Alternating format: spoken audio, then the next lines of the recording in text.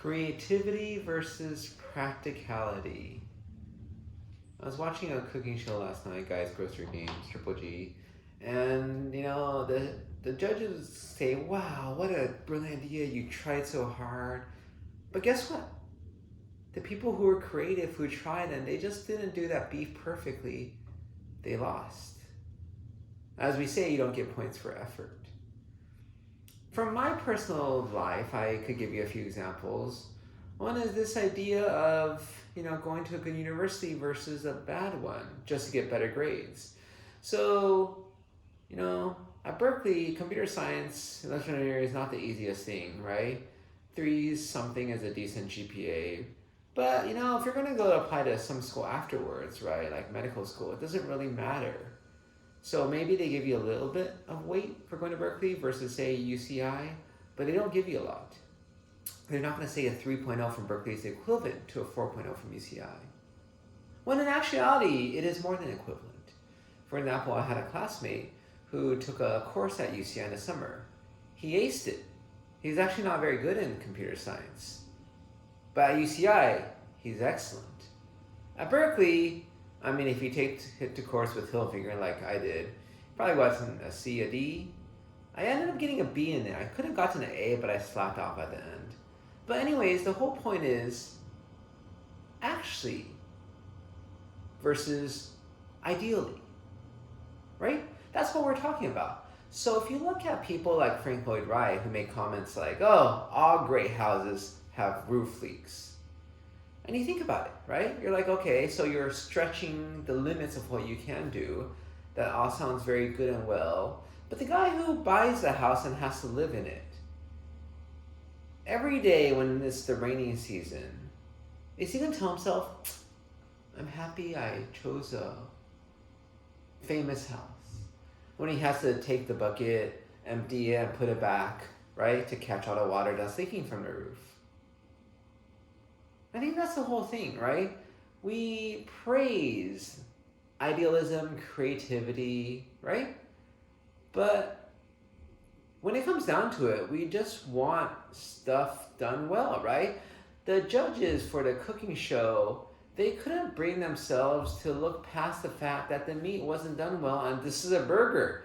The meat's supposed to be cooked perfectly. Even though this person tried to do all this other fancy stuff, right? Why? Or the fact that one guy's oxtail wasn't done well enough because he didn't cook it long enough. Well, it's because he was under a time constraint of 20 minutes and he needed at least 30 minutes of time to actually cook the oxtail in a pressure cooker so that it's actually very tender. He literally did not have enough time. He put in a valiant effort. Nobody makes it that quickly in real life. But he fell short. And it was not overlooked. It was not forgiven. Remember one classmate from high school had a brilliant idea for getting into Harvard Law, Harvard. So that was his goal. So he went to a bad school, or a not so great school if you want to put it that way, USC. Could have gotten into a better one easily. Aimed for the easiest classes to get that perfect 4.0 and studied really hard for LSAT and did really well, got into Harvard. Would it have been the same if you went to a school with more competition where you could have learned more? Do people really care that you tried in your life? That you have these aspirations? I guess the field of art may be different because, I think most time 99% of people don't even get what the person's trying to do. They're like, "Oh, you must be smart, so that sounds good." But I feel this idea of creativity, striving for something that hasn't yet been done, and falling short, right? It's just not the same, right? Like, why is it that a chef should just do what he's good at? Do what she's good at, right? Why shouldn't they try something new? Because you might fail, right?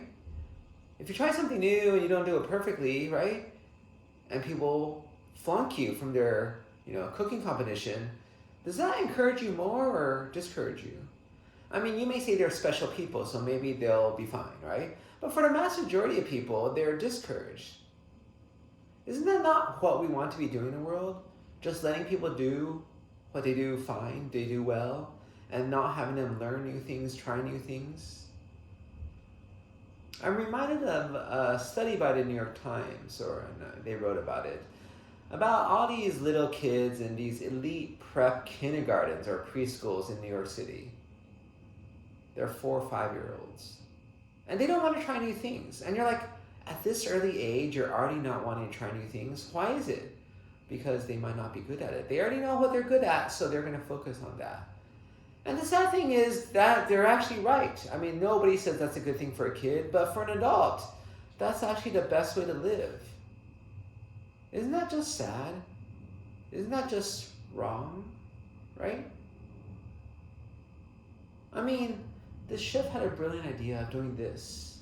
It's never been done before, but he's going to give it a shot. Oxtail casserole in 20 minutes.